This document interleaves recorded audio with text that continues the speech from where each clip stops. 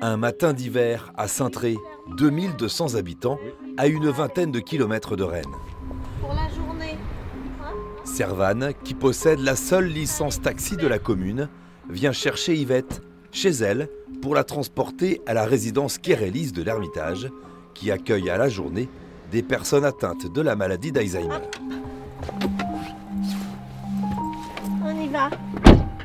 J'ai déjà de l'âge, moi. Hein. Attention. Ça se voit pas, Yvette, faut pas le dire. Faut le dire. Vous allez peut-être aller vous balader aujourd'hui là-bas avec ce beau temps. Oui, ouais. Il fait beau. Bah S'il fait beau. Bah oui. Le taxi de campagne de Servane est devenu indispensable pour l'ancienne agricultrice qui fait appel à ses services 3 fois par semaine. Ben, je resterai chez moi. J'irai pas bien loin. Oui. Non. Ah ben si, j'ai ma fille qui pourra... mais elle travaille, elle. Ah bah voilà. Parce que des fois, pour eux, on est leur seul recours pour se déplacer. Oui. Et aussi pour être un peu à l'écoute.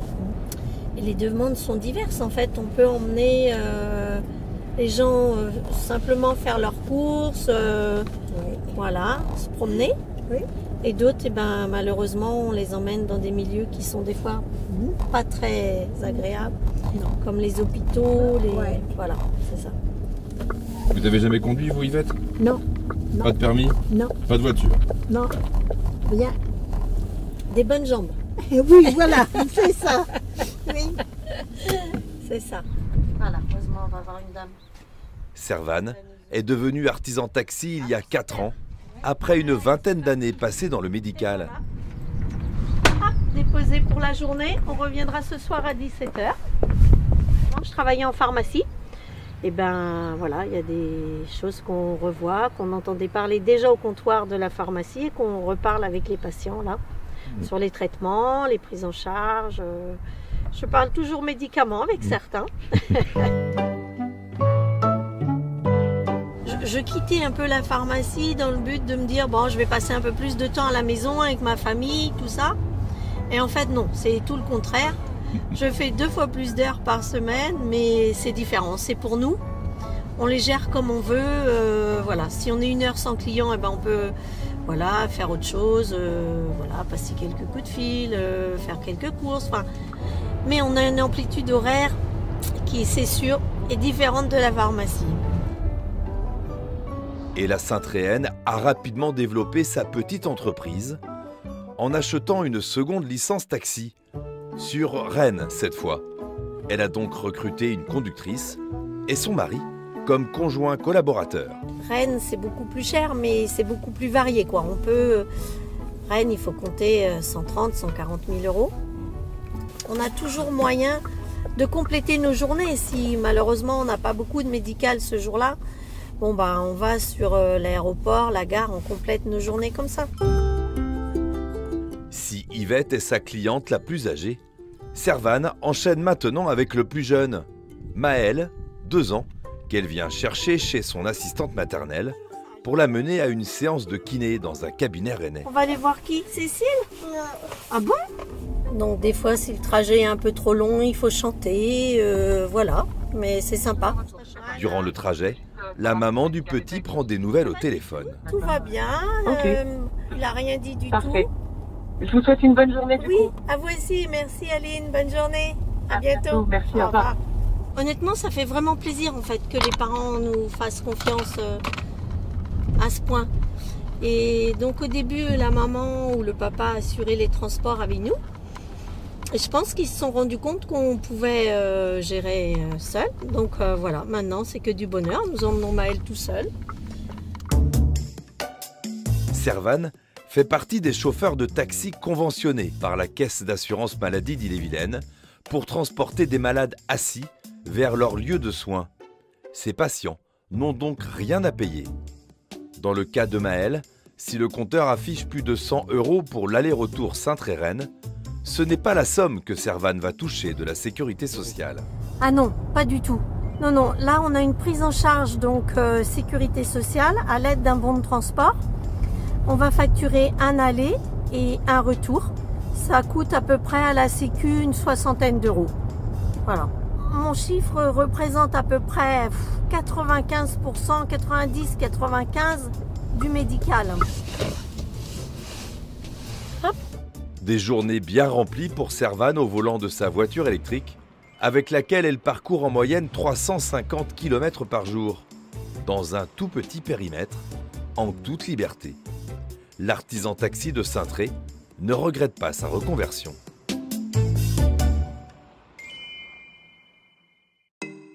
Un changement de vie qui, en Ille-et-Vilaine, débute souvent ici, à la piscine de Chartres de Bretagne, pas dans les bassins, mais dans une salle de réunion. Attention, vous êtes chauffeur de taxi, vous n'êtes pas obligé de mettre votre ceinture lorsque vous êtes en service. Ces 6 hommes suivent une formation accélérée de 2 semaines pour préparer l'examen qui leur permettra de décrocher la carte professionnelle obligatoire pour devenir conducteur de taxi en France. Délit de fuite, refus d'obtempérer, votre B2 plus vierge.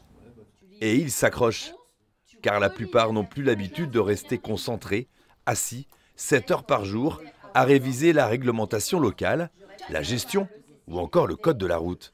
Il y a beaucoup de matières, on a 7 matières, 7 sujets. Et donc la sécurité routière, il faut se remettre dedans. Souvent, ça fait 30 ans qu'on a passé le permis. Donc là, c'est compliqué de se remettre dans le code, surtout le code. Après, on a le code du transport. Donc c'est souvent des mots qui sont un peu barbares. C'est dur de se replonger dans une Ouais, c'est dur de se replonger, parce qu'il y a quand même pas mal de textes de loi qui sont assez compliqués. Il faut bien en apprendre le soir, tout ça, et puis normalement ça devrait le faire. C'est pas simple. Faut bosser. Tu es obligé de la valider tous les 5 ans. Donc qu'est-ce qu'il faut faire? Et pour renseigner au mieux leurs futurs clients, les candidats doivent aussi maîtriser les curiosités touristiques du département. Il faut connaître aussi les châteaux, les musées, la gastronomie, les ports, les châteaux, etc. Bénédicte leur met un peu la pression, jusqu'à l'examen, organisé dans la foulée de la formation, à la Chambre des métiers de Rennes. Vous avez le droit à la pause vendredi soir. Vous avez le droit d'aller faire la fête vendredi soir. Moi, je fais pas jamais. Non, mais samedi matin, par contre, vous recommencez. C'est concentration totale. Pas de week-end, pas de petits machins, pas de sortie, pas de jeu de boules. On se concentre. Depuis quelques années, le métier d'artisan taxi attire principalement des femmes et des hommes en voie de reconversion professionnelle. Les gens en ont un petit peu marre de leur métier, veulent changer. Et c'est vrai que la profession de taxi, ils aiment bien parce que c'est contact avec le client, c'est liberté aussi, parce qu'on est dans sa voiture et puis on est un petit peu libre. Donc le profil des candidats, c'est souvent de la reconversion. Après, j'ai des petits jeunes, souvent c'est les jeunes dont les parents ont une société de taxi. Ouais, j'ai mon père qui tient une entreprise de taxi ambulancier à Bonne-Bretagne. Et le but, c'est de passer mon taxi, puis après mon diplôme d'ambulancier pour venir travailler là-bas. Et pourquoi pas plus tard reprendre la suite, quoi. Alors moi je suis à la base mécanicien.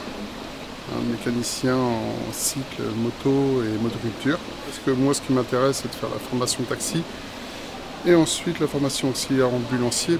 J'ai voulu faire ça parce que j'ai toujours aimé conduire. Puis avant j'étais dans le bâtiment, ça n'a rien à voir mais ça m'a vite énervé.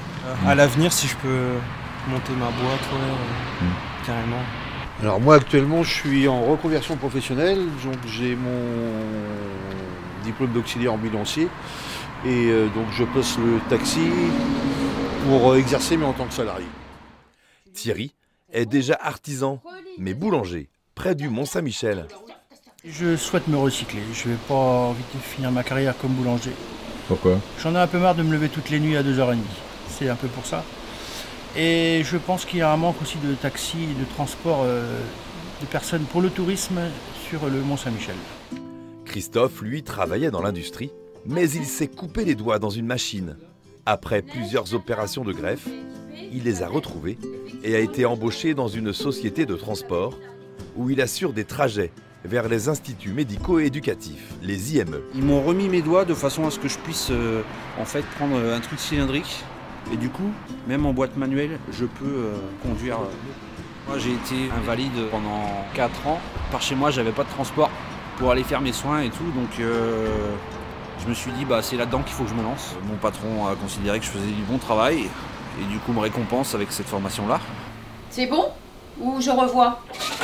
Si les 6 candidats de la formation réussissent l'épreuve théorique, ils pourront passer la pratique avec une phase de conduite en circulation et la prise en charge d'un faux client.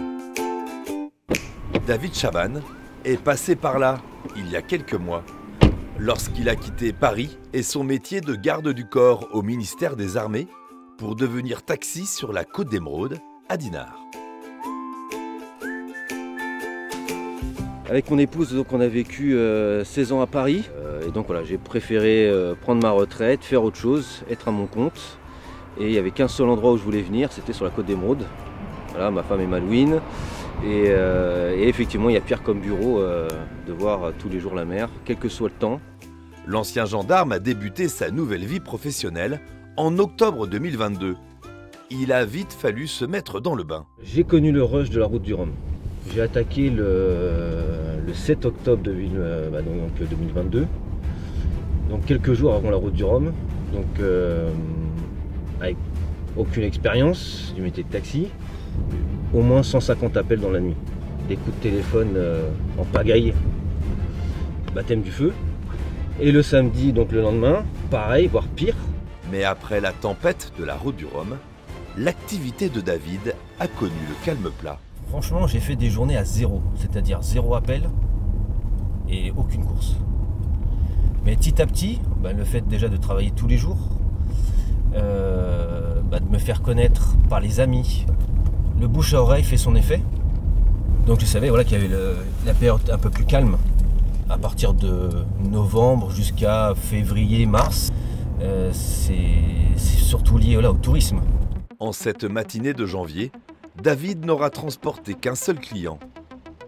L'ancien chauffeur de taxi, auquel David a acheté la licence, s'assurait un minimum de courses quotidiennes en réalisant du transport médical conventionné par la Sécu. Le militaire à la retraite veut se concentrer sur une autre clientèle. Les locaux, ceux qui viennent de temps en temps dans leur résidence secondaire, et je me consacre aussi à assurer les nuits de week-end, tous ceux qui partent en boîte, qui reviennent de boîte. Et c'est un peu pour les fêtards que David a choisi un véhicule avec siège rabattable qui peut accueillir 6 passagers. Les clients ils sont contents parce qu'ils savent très bien qu'il n'y a pas beaucoup de véhicules qui peuvent accueillir au-delà de 4 personnes. David sillonne les avenues et la côte de la cité balnéaire après avoir parcouru la planète comme garde du corps du patron de la Direction Générale des Armées ou comme chauffeur à l'Élysée pendant la présidence de Sarkozy. Là, il y a beaucoup de choses, bien sûr, que je peux pas dire. J'étais conducteur d'autorité pour le personnel de l'Élysée, pour les invités du président. Donc ça peut être des députés, des sénateurs, français ou étrangers, la famille du président aussi. Mais c'est vraiment un autre monde et c'est une super expérience de vie. Le nouveau taxi dinardais travaille maintenant en solo. L'effet de camaraderie, ça manque. De se retrouver à plusieurs au café, le matin, ou quand on est sur une mission à plusieurs, tout simplement, il y a un travail d'équipe qui se fait. Là, j'ai des collègues entre guillemets, mais on est chacun patron. Et c'est un autre domaine. Et c'est un domaine que petit à petit, j'apprends. Le nom des rues, le nom des restos, des hôtels, tout un tas de choses comme ça, mais ça va être avec le temps. J'ai beaucoup à apprendre. Quand certains, comme David, débutent dans le métier, d'autres chauffeurs raccrochent. C'est le cas de Pierrick, 37 ans au volant, qui possède sûrement le taxi le moins discret du département. Le taxi new-yorkais de Layé. Ça fait à peu près 2 ans et demi que j'ai ce véhicule. Et toujours, dans la rue, il y a un pouce, il y a un appareil photo qui se met, qui se déclenche. C'est toujours les gens sont surpris, quoi. L'artisan taxi est aussi un grand sportif qui, à 60 ans, a déjà couru une vingtaine de marathons, dont celui de New York, forcément. J'adore New York. C'est un souvenir énorme. 2 millions de spectateurs qui hurlent ton prénom parce que il est étiqueté sur ton short et qui te le disent en version américaine. Donc Go Pierrick, c'est fantastique. Pierrick effectue par an plus de 100 000 km dans son taxi jaune, soit 2,5 fois le tour de la Terre. Et donc, en 37 ans de carrière... Le petit challenge que je me suis apporté, c'était de faire 99 tours du monde en taxi et un en courant, et je dois pas être très loin de la vérité là-dessus. 3 fois par semaine, Gérard fait appel à Pierrick, qui le conduit à Pontchaillou pour des séances d'hémodialyse. Il ne veut plus prendre sa voiture personnelle après une grosse alerte. Au mois d'octobre, j'ai fait un gros malaise. Œdème pulmonaire plus arrêt cardiaque. Donc je suis un miraculé parce que théoriquement, vu ce qui s'est passé, je ne devrais plus être là. C'est important d'avoir un taxi dans une petite commune comme ça. C'est très important. Voilà, garder les services de campagne de toute façon pour aller à la grande ville, comme on dit. Et avec Gérard, sur la route, ça discute. Maintenant, quelqu'un qui parle pas dans la voiture, je me sens pas à l'aise, quoi. Il faut que j'engage la discussion sur plein de choses, quoi. De la pluie, du beau temps, du Stade Rennais, de cuisine. Quand il y a des fêtes, on peut éventuellement parler de l'arbitrage qui a été mauvais. Oui. Inexorablement, les chauffeurs de taxi sont confrontés à la dégradation de l'état de santé ou à la disparition de clients qu'ils ont longtemps véhiculés. C'est difficile d'en parler, ça. En tant que chauffeur de taxi, on voudrait sauver tout le monde aussi. Hein. Et malheureusement, il y a des gens qui disparaissent. Il y en a à qui on s'est attaché aussi. Et malheureusement, ils partent, quoi.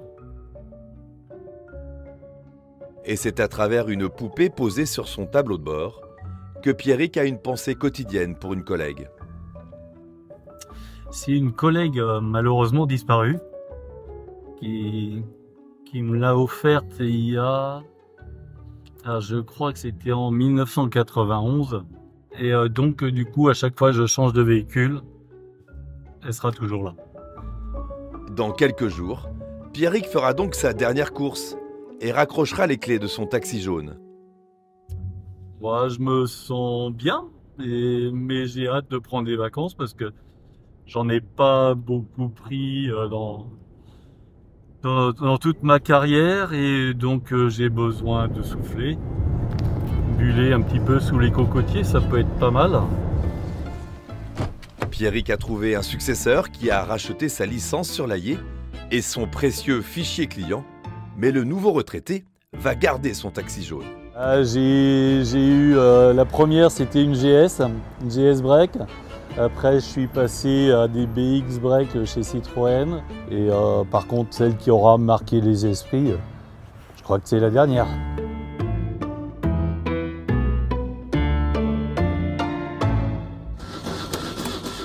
Dans le nord du département, Michel possède un modèle unique, un peu capricieux au démarrage, une 2 chevaux taxi. L'été, je fais des sorties à droite à gauche, elles tournent, donc il n'y a pas de souci. Elles sont l'essence, ça doit être bon. Alors c'est un prototype, ça, qui n'a jamais vu le jour.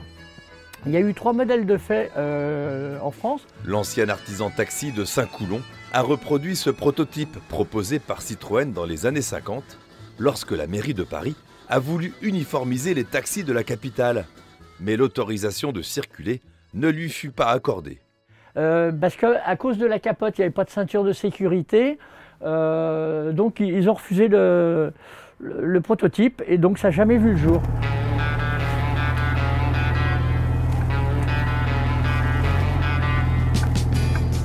On va à la pointe du Groin, on va faire la pointe du Groin, on va faire un petit tour par là.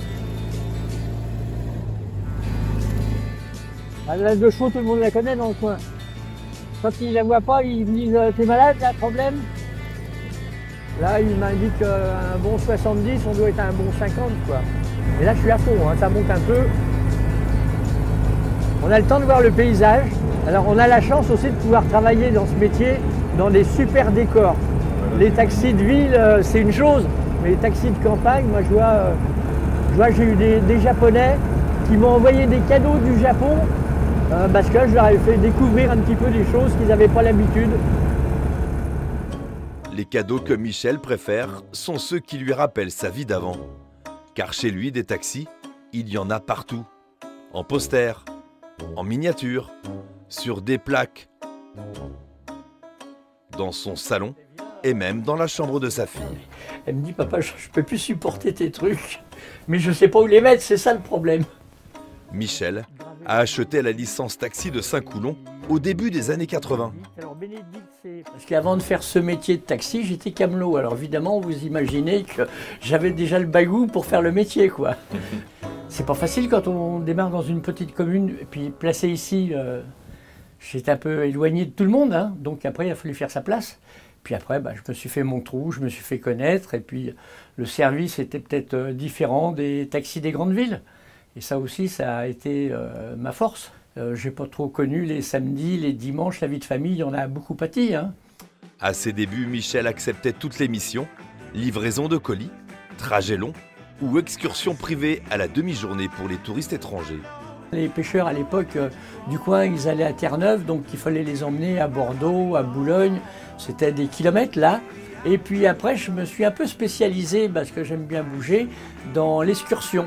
Et les Américains, on allait au Mont-Saint-Michel, 5 minutes après, ils avaient fait 4 photos devant la porte et hop, on revenait. Et après, j'ai compris qu'en faisant les petites routes de campagne, les vieilles maisons, et là, c'était ça qu'ils voulaient voir en réalité. À la retraite et à presque 80 ans, Michel continue à se battre pour la reconnaissance des taxis de campagne. Les taxis de ville n'arrivent pas à supporter les taxis d'extérieur. On ne fait pas du tout le même travail. Nous, le client, il est fidélisé.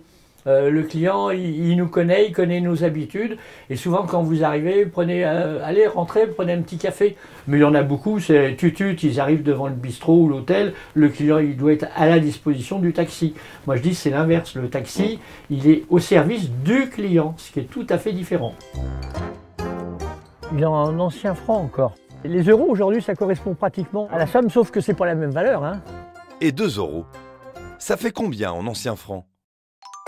Carabin de Bretagne, 2 €, c'est le prix unique du taxi à la demande, qui dessert les centres-bourgs des 20 communes de Bretagne Porte de Loire Communauté.